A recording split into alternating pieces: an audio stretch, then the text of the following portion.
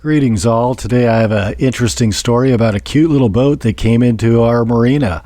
It's a 1965 Seaway boat. Now this Seaway is built in Southern California, not to be confused with the East Coast Seaway Boat Company. And I'll have a little bit on the backstory of the history of these boats in a little bit. But it definitely had that working boat feel to it. And I thought it was really cute, believe it or not. And I thought this was a really neat boat. And it's a 1965 Seaway cruiser. So with the interest in these long distance cruisers that we have now, this is a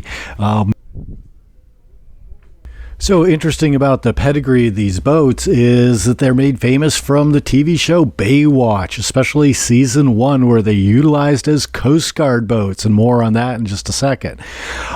They were built and designed by a guy named Bob Stapp, and he just passed last year, which is really unfortunate.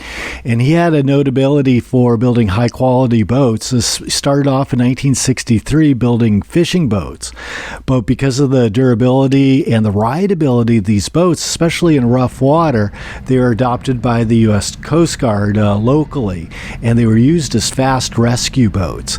And so in Southern California, especially in the Long Beach area where he had his yard, they were very, very popular, and he gained the contract for that.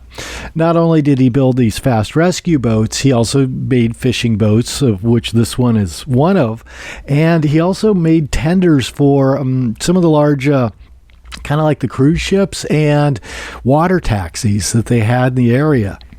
So you see these Seaways kind of dotted around the area, and definitely they're still being used as Coast Guard boats. The last ones were built in the late 2000s, and eventually, Bob passed away and stuff.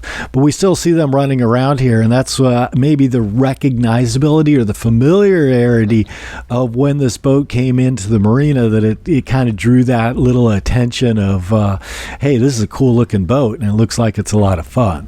So, it's neat to see these Coast Guard boats going around and the rescue boats, and knowing a little bit more about the history of Seaway boats here in Southern California. So a little bit about my buddy's boat. It's a 1965 Seaway.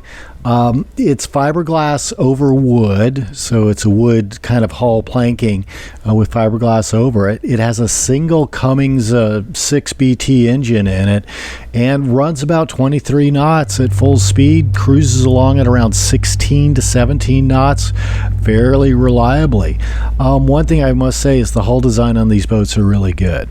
Well, if we go inside, we can see that it's a working boat, so it's somewhat sparse inside. Doesn't have a big galley. It has a small little galley, and it has accommodations for about 6 people or so, fairly comfortably. It's not closed off like a lot of other boats. It's got a single V-berth up front, which is very, very spacious. It's actually kind of out or below the water line, so it's actually super, super comfortable. And even underway at full speed and some pretty good chop, it's not that noisy in there. The insulation quality of this boat is really good. There's a couple of berths on the starboard side, and the settee area can be put down also as a berth. So again, it could hold 4 or 5. Up top, the companionway might be able to hold 1 person or so. So we can see it's fairly spacious inside. It's very open kind of floor plan, which makes it very, very workable. It's also somewhat narrow, so you're not getting thrown around a bit. Plenty of handholds everywhere. Well, as you can see, the interior is rather simple, and that's the way it should be. You know, with today's interest in long-distance cruisers and such, this is kind of a mini one of these things. I mean, it does have the range. It can go about 300 miles or so on a full tank of fuel. Cruise very, very comfortably, and again, it has a very sparse but functional interior, so it makes a really good boat for that kind of adventure. And again, even though it has a single engine, it's super, super reliable. And especially here in the coastal community, we have there's a lot of boat traffic, so you're not going to get stuck and end up adrift somewhere.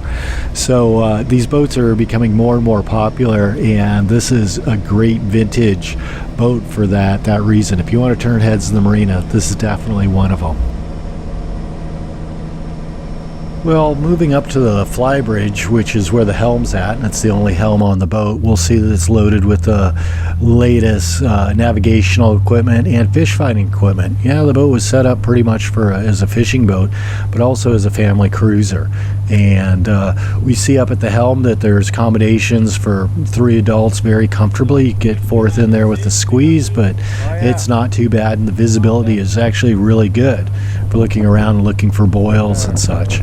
Found that moving around the boat is fairly easy. The gunnels are fairly wide but secure, and that makes moving forward on the boat, even underway, relatively easy.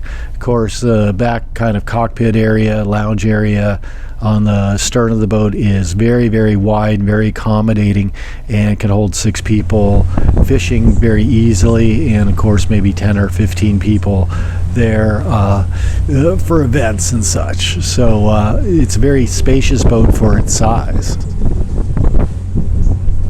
So with the generous fantail of the boat, makes a great, fishing boat. It's also a good party boat. It's an excellent dive boat, and you could put a lot of tie downs and a lot of storage for tanks and even room for air compressor and such. It does have a swim platform in the back, which helps a lot with, aft coming waves and access on and off the boat.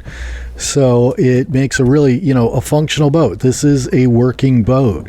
And the ergonomics of the boat really comes through with being able to have mobility and utilizing the boat for that type of condition. Also, because of the hull design, I don't know, Bob Stapp had the formula for it. But for being a 31-foot boat, it handles rough seas really, really good.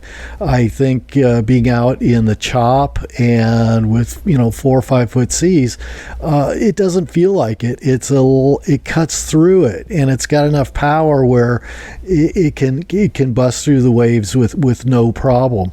So it makes this really kind of sturdy, durable boat. And unless you're up on the flybridge, the boat doesn't pitch around as much as you'd think it would, and so it makes a really comfortable, fun-loving boat. I mean, this is all over it compared to a lot of other recreational boats. It's definitely one of those more stout boats that you have out there.